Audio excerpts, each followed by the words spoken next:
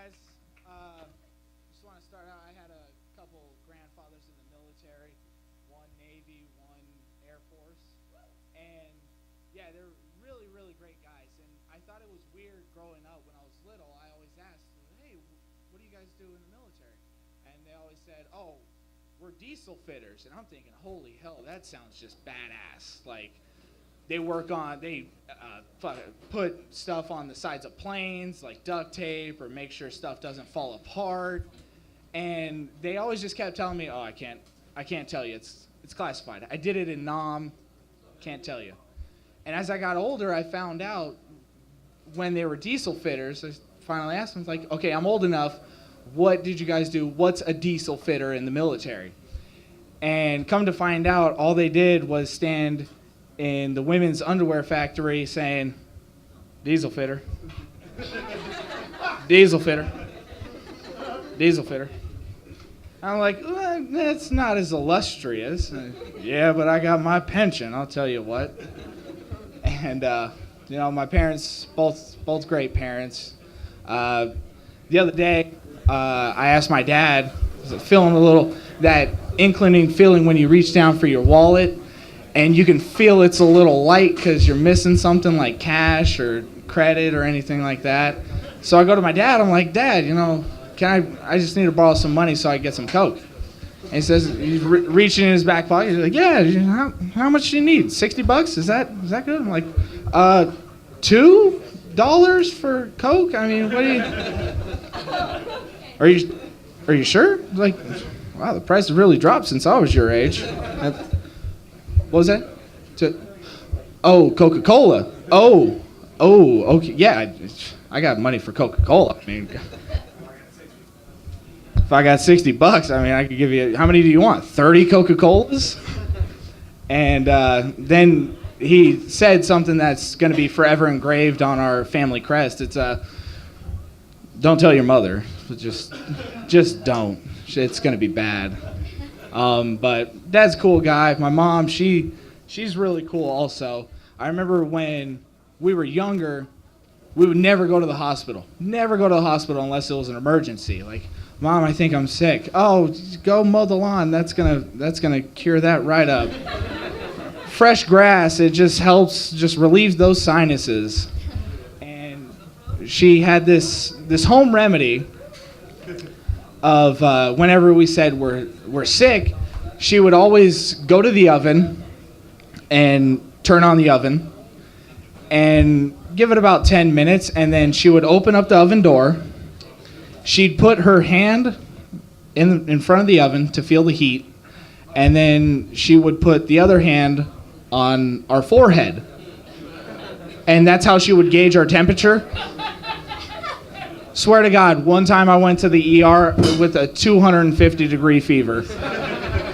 It was bad. The doctor said, he's fine. He's just sick. How did you figure this out? So, "Boy, it's ancient family, the oven and the forehead and two hands and touching them." And like, "What? Where did you learn this?" And then she still, I guess, justified it. I don't know how, but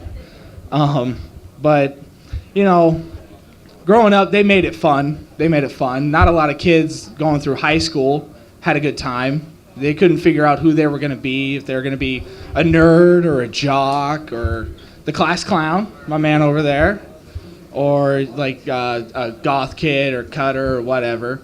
I was very fortunate, though. I had awesome high school time. It was Mr. Popularity. I was class clown. I was even class president senior year. There we go. It kind of helped, though, because I ran against a dog as my opponent because I was homeschooled.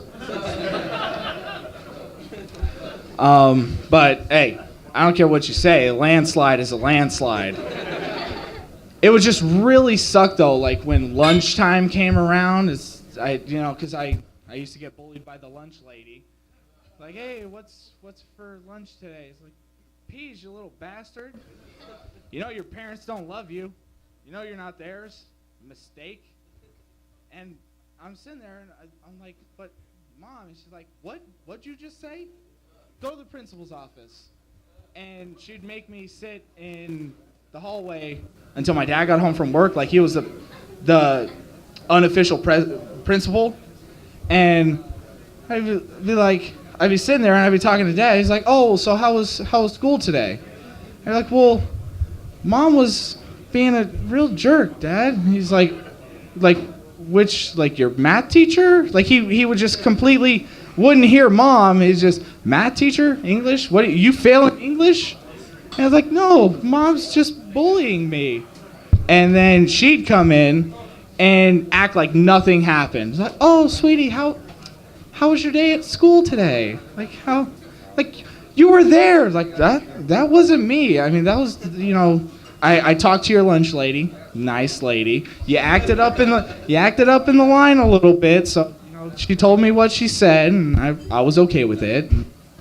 And then she would turn to my dad and just still in teacher mode, just, "So is he gonna get detention? What are we talking? No food? No, he didn't eat his lunch today. Lunch lady told me that." And it was just like, that was the worst part of high school. And I recently became allergic to seafood, which sucks because I'm from Seattle.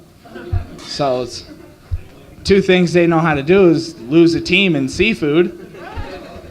And it wasn't like, I love seafood my whole life. My whole life I loved it. Crab, chowder, if it came from the sea, it was for me. And just out of nowhere, I went to a buffet one day, and I had a little seafood. Okay, I had a lot of seafood. And it was like my body told me, you need to cut it back on the seafood. You're going to overdose, and you're cut off. That's it. You're done, Jack. And I just kept eating the seafood, broke out in hives, and I think that's why I'm also allergic to porn. I don't know. I mean, moderation is the key, I guess. But I'm not gonna lie. I like to drink a little bit. I like also. There we go, my man. Clap a little louder so get everybody else going. There we go. Yeah. I'll help. Don't worry, they'll add claps to that part. But mine and my buddy's dream was always to open up our own bar. That's all we ever wanted. And when you drink, you think you have great ideas. Like, "Hey, let's go drive. I'm completely fine. Don't worry. Where's my shoes and keys?" And we always had this idea, we're gonna open up a bar. And even when we sobered up, that was still a great idea. Let's just open up a bar. And we were thinking about, like, okay, first thing we got to get down. What's the name of our bar? We couldn't just have a run-of-the-mill name of a bar, like PT's or Sierra Nevada or what other common bars.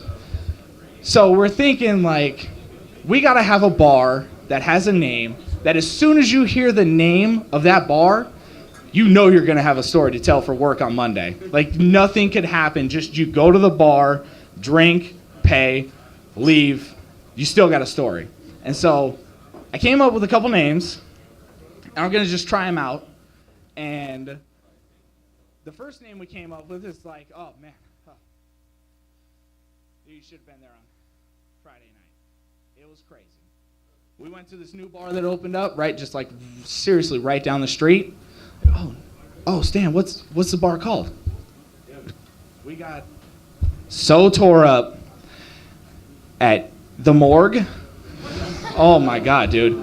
But, like right around 10 o'clock, everything kind of started dying off and everybody just started turning into stiffs. So, we just ditched that place and we went to the complete, like this other new place. It's like you go to the morgue and you hang left.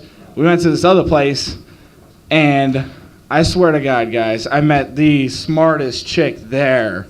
It's like, "Oh, Stan, what's the bar's name?" And I said, "Dude, brand new bar. It's called Daycare."